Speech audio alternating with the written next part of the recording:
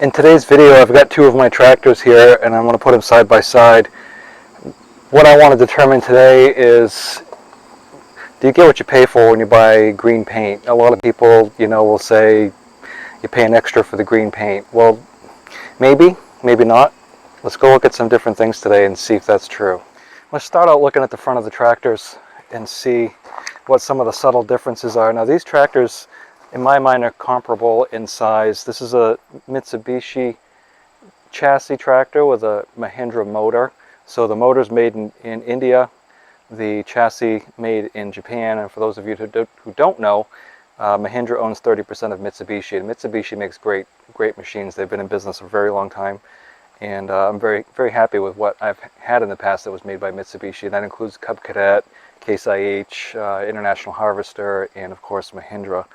Now, this is a 1635, so it's about 31 PTO horsepower. This is a 3039R John Deere, so this is their deluxe model, and according to Mahindra, this is their premium model. So a 3039, you're looking at about 32, 30-ish horsepower PTO, so about the same. A little bit more engine horsepower here, but ended up being pretty similar in size for PTO horsepower. So one of the things we always look at tractors is, how much can it lift? What's the hydraulic capacity? And I'm going to put those figures up for you here in a second. But so this tractor here came with a heavy-duty bucket on it, and the heavy-duty bucket has reinforced sides, a cutting edge, and the top is really thick. Whereas this one here, the sides are pretty thick. Not too chintzy on the sides here. The top has this reinforced metal on it, single hook on both. The difference being that this has John Deere's proprietary quick hitch system on it, which it's very simple to attach and detach, but it's not comparable with the Bobcat skid steer couplers here that most of you are familiar with and universally accepted, I guess. So this right here has a 61.5-inch bucket on the front, but it tapers backwards like this. So on the back, you're really only getting 58 inches, so you lose 3 inches there. This one right here has, if I can get my tape measure to sit, apparently I can't today. Doesn't matter, it's the same on top and bottom. So 61 inches top and bottom, so a little bit more capacity in this bucket. There's a little bit more metal in this bucket, so it's a little bit more heavy duty, but I wouldn't say that Mahindra skimped on this, because there is extra bracing here. Not as much as there, but I think this is a pretty good quality bucket. It does have a weld-on cutting edge, whereas this one has the weld-on cutting edge and then the bolt-on cutting edge underneath it, so when it wears you can just reverse the cutting edge on it. So that's pretty good. The lights on this are definitely better. These are LED lights. These are halogen lights. One of the other things you can see when you look at it is this has 16-inch tires on the front as compared to 14-inch. Rear tires are the same. They're 11.2/24. Although these do look a little bit bigger. These are the Titan high tractions, 11.2/24, and these are Galaxy high tractions, and these are also, I'm pretty sure, 11.2/24. So in theory they're the same size, but these do look a little bit bigger. The tread's a little bit different on this one, so the shoulders may be a little bit wider, but for all intents and purposes, same thing. Now the Mahindra, we'll come back here and take a look at some of these other things here in a second. We move the camera.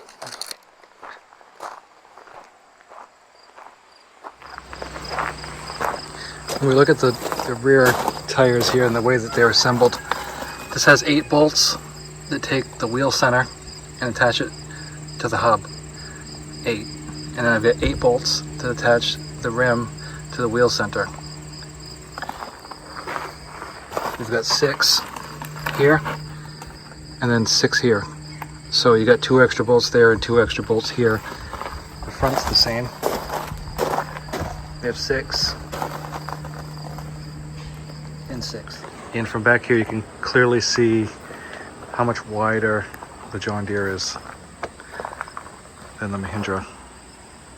On the Mahindra, all the hydraulics are run through rubber hoses, which in my mind is a bonus, because if something happens and you need to replace it, you can do that yourself. The steel lines on these, which I do like, they look clean and probably will last longer.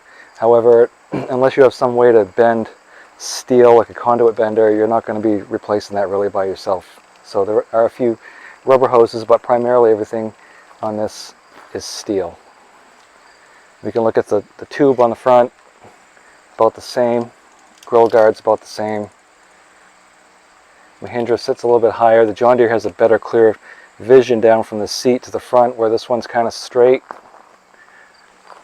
They both sit about the same height. This one here feels more like you're sitting on it, and that one kind of feels like you're sitting in it. So if you're on this one, you kind of feel like you're sitting higher than you do with this one. This one's definitely louder than this one. This one has regen, this one has MCRD, which is not a new technology. It's common rail diesel. So it's just the way they meet Tier 4 compliance is a little bit different. It doesn't go into regen, and no, it doesn't run hotter all the time, but it does have different mechanics in it that make it Tier 4 compliant. So this tractor is definitely louder, and it feels like it's hotter, but technically speaking, common rail diesels don't run any hotter than these right here with the filters on them. Now we'll look at the front axles on these. It's pretty robust. The tie rod, so the power steering tie rod, is in behind, tucked out of the way. I think the John Deere one's as robust, and also the tie rod power steering is tucked in behind, whereas the Kubotas were always in front. And my brother-in-law had a Kubota. I've had a Kubota. I never had issues with it. I didn't run through brush and brambles with it, but my ex-brother-in-law had a Kubota with that on there, and he totally demolished the front of it, brush hogging. So I guess it's just what you have and how you take care of it. Now, because this right here has 16-inch rims on it, it does sit a little bit higher on the front. There's a little bit more clearance, not too much, but it's noticeable. Now the final drive parts here on the John Deere, they are a little bit less prone to failure. I've seen some horror shows with the Mahindras. I haven't seen it on the Mitsubishi models, but the TYM models, I've seen the bolts on the final drive there kind of come apart, and then you drive around with 3 wheels. One of the biggest complaints people have about John Deere's is the polymer hood, or the John Deere alloy, or whatever you want to call it. Essentially, it's fiberglass. And I've owned a lot of John Deere's over the last 25 years. I've never had one issue with the John Deere plastic hoods. I've dropped some stuff on it. I just haven't had any trouble with it. I know a lot of people who have John Deere's and they don't have trouble with it either. I think a lot of it has to do with leaving it outside in the sun. So if you're leaving your tractor outside all the time, the cold, the heat, the sun deteriorates it, the UV rays break down that plastic after a while, and then you might have some issues. But myself, I've never had trouble, so I don't find that as an issue. Now, people will go to some of the other manufacturers like Kubota or Mahindra and rave about the metal hoods. And so yeah, it is metal. This is kind of a plastic here. It's so it's fine. This is all plastic in here. So I mean, I've done some damage. I was pushing a stump, and part of it came through and kind of gacked this up a little bit. You know, with my Kubota, I had a metal hood on it. I was fine with it. I didn't hurt it. But if you drop a big rock or a stump on this, you're probably never going to pound that out right. And the hoods on these are all one piece now, so you're going to end up yamming something like the hinges. So I really don't find that as a point of contention. I think that's just something that some of the salesmen or women use to tout their product. But personally, I don't find that to be an issue. The John Deere loader, I think, is a little bit better built than this one. Now this tractor here is completely built, and I say built, I mean, you know, everything is a worldwide company now, so everything is made with global parts. But for all intents and purposes, again, this tractor is built in Georgia. This tractor right here, some of them built in India, some are built in Japan. It just depends on what you're getting. So Mahindra, has another company build their attachments. So their loader and their backhoe are made in the United States by another company. So the American made there. I don't think the steel is quite as great on these, but I haven't had any issue with it, so I can't complain about it. The hydraulics are pretty quick on it. It lifts everything I want to lift. I can, 4x5 round bales all day long with this. It's got good ballast on it. The tires are loaded, sure, but I've never taken the back tires off the ground with this tractor, even without the backhoe on it and with a round bale on the front. So I think Mahindras, yeah, when they say they're heavy, they're not lying. Mahindra loaders, they have a full subframe on them, which a lot of manufacturers don't. They just bolt it to the front, and then you have a point of failure there in the frame. So I think the whole loader assembly on Mahindra is pretty good. Now I can look at this, and I'll pull out the micrometer here in a second if that will make some of you happy, but you can look at the John Deere and see that the metal is thicker. You can see the hydraulic rams are a little bit bigger, but I don't have trouble with my Mahindra loader at all. People run into problems with any of these utility tractors when you start pushing at angles. If you push straight on, you'll never have trouble. John Deere's bucket level indicator is a little bit easier to figure out. It's got a bend in it, and then this right here. So when this bend is here, and you can see that very well from the seat, you know that your bucket's level. Whereas this one, and this is minor. Personally, I never use the bucket level indicator. I just kind of know. This one is a little bit different, but it's still there. It still works. The Mahindra has a longer wheelbase than the John Deere, so not much, maybe about 4 inches or so. You can see this one's kind of tucked in, and so the advantage of each, of course, is, well, this one you can make tighter turns with, and this one here gives you a little bit more stability because the wheelbase is longer. The shuttle shift on this I say it's mediocre at best. For one thing, you can't just power reverse. You can't just push the clutch in and go from forward to reverse. You'll grind everything. This really oftentimes does not want to go into reverse easily, so you have to double clutch pretty much every time. I hate this lever right here, and I've said this before. When John Deere came out with their 4020 series, their new generation tractors, one of the execs got on the tractor, got off and ripped his coattails on the lever, so John Deere moved them. And so this is why are we reinventing the wheel here. Don't put stuff here, because every time I get off with a long shirt or a coat, I get hung up on this.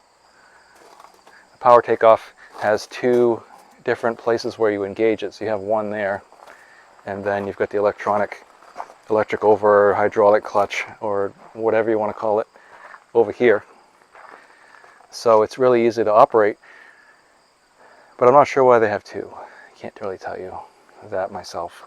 The hydraulics I have on the back, so I've got both hydraulics on here. I've got the Power Beyond for the backhoe, and I've got a remote, which you can see. I had to buy the dust covers myself. They didn't come with the tractor, but I don't have any issues with that. What I do have issue with, and probably some of you have noticed this on your tractors also, or at the lot, is I don't know what this mess is right here and who designed that, but so I know it's there, and I'm super careful about where I go. However, that just looks terrible. I don't know what kind of mess that is. That's how it comes. That's not something that I did. That's not an after. That's just a mess from the factory. So that's where that all is. Out of the way. So you've got some steel lines up under the floorboards that you can just about see there. But there's nothing hanging down. There's nothing to get tripped up on. I added this rear hydraulics on myself. John Deere wanted $2,200 to install a remote on the back. I don't use the rear remotes very often. I think the Mahindra one, this was quite a while ago, so this was a pre-COVID, pre-crazy prices. So it cost me $1,200 to put the remote on the Mahindra. I can't tell you what it would be now. I don't know. I got this from Summit Hydraulics. It's just the old school diverter. So when you push this to the front, your hydraulics are coming up out of here and they are going to the loader. When you pull this back, the hydraulics come up and then they go to your remote. And so you're still using your same dual SCV valve here for everything. You just are changing the flow of hydraulics. And when you flip the hydraulics from front to rear, whatever position that the hydraulics were in when you switched it, they remain. So if you have your loader halfway up and you go to run it to the rear, you don't have any trouble. It stays right where it is. But you know, for the few times a year that I use the remote, this is perfect. Now I've had a lot of John Deeres, and I think what people tend to go with is whatever hydrostatic system they used initially, the one that was their first, that's the one they like typically, in my mind.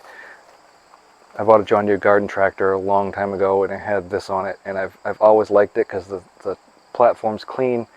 And you know, some people get confused about what goes where, but if it's something that you're used to, it's not. Whereas the treadle pedal, like on my Mahindra, because Mitsubishi loves treadle pedals, so does Kubota, and I don't really know what the other manufacturers use. I haven't looked at them very much. I do know TYM has this design, and the Mahindras that are made by TYM have this design, and it just feels more natural to use your toe instead of your heel. It doesn't feel right to me, but again, I think that's just something, whatever you're used to. The John Deere, the dual SCV is very ergonomic. It feels good. The seat has suspension on it, so it's really comfortable. I don't feel all the bumps. It feels good. I've got a high back seat on it, and you got tilt wheel. It's a really comfortable tractor to sit on, and it's super quiet to run. The Mahindra, they have this M Comfort seat, which is yeah, it's great. I like the armrests, and it's pretty comfortable. But there's no suspension on this. Not really. There's nothing. So you're feeling all the bumps, and it does have tilt wheel. The joystick over there is not too bad, but I have had issues with the cables that run from the joystick down to your valve, and that seems to be a pretty common problem with the Mahindras. I don't know what kind of pot metal they're putting in the valve, but they just separate, and then it literally took me well over 6 months for the part to come in. And so the mechanic from Mahindra came out to the house, jury rigged something for me, so I didn't have float, but at least I could lift and lower the loader. With all the John Deeres I've had, I've never had an issue where I didn't get a part within 2 weeks if the dealer didn't already have it. I have noticed that Mahindra parts, they tend to be really expensive, and while people will say John Deere parts are expensive, in comparison, I don't find that to be the case. For example, filters, $30-something versus like 15. You know, all the parts and pieces, O-rings, like just rubber, just you name it. If it says Mahindra, it's going to cost you a lot of money. People break, and of course I got the backhoe on, so I don't have it, but you can see my 3-point hitch right here. This for the Mahindra.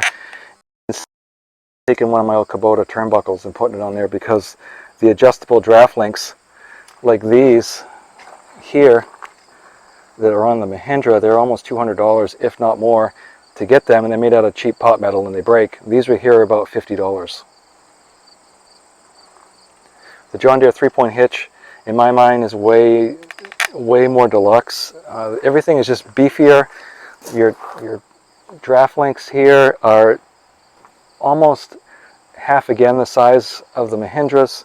The way the sways hook on down here, they're connected directly to the axle, whereas the other one, the Mahindras, they just have you know, like a pin like this just sticking out down there, so that hooks that on. The top link is better. You've got a better adjustment here. You've got adjustments down here, and you can get the flexible end links on these, but if you have got a quick hitch, you don't really need it. You usually get one or the other. And I've done a video on the Titan quick hitch, which I think is an absolute piece of crap. I've done a video on the Pat's easy change, which I also think is an absolute piece of crap. And if you want to check those videos out, I'll explain more about why I think that. But for sure, I think they're junk. This Mahindra tractor, much like my Kubota, the fenders are all plastic, and one of the things I liked about the Mahindra over the Kubota was the lights are kind of back here out of the way. They're kind of sheltered, so to speak. With the Kubota, I was bush hogging, and I went over a bush, and as the bush hog was coming over, the bush went over, and then it came down like this and wiped out my taillights on the Kubota. So very expensive to replace or fix. So that tractor had duct tape on it after that. John Deere has everything up here out of the way also. Both have the adjustable fold-down ROPS, which, 20 years ago nobody had fold-down ROPS, and it was a real pain. But now they both do. Very simple to add lights on this. I was able to find there was already a wire down at the bottom, down here, that was already taped off, so I just fished up a new wire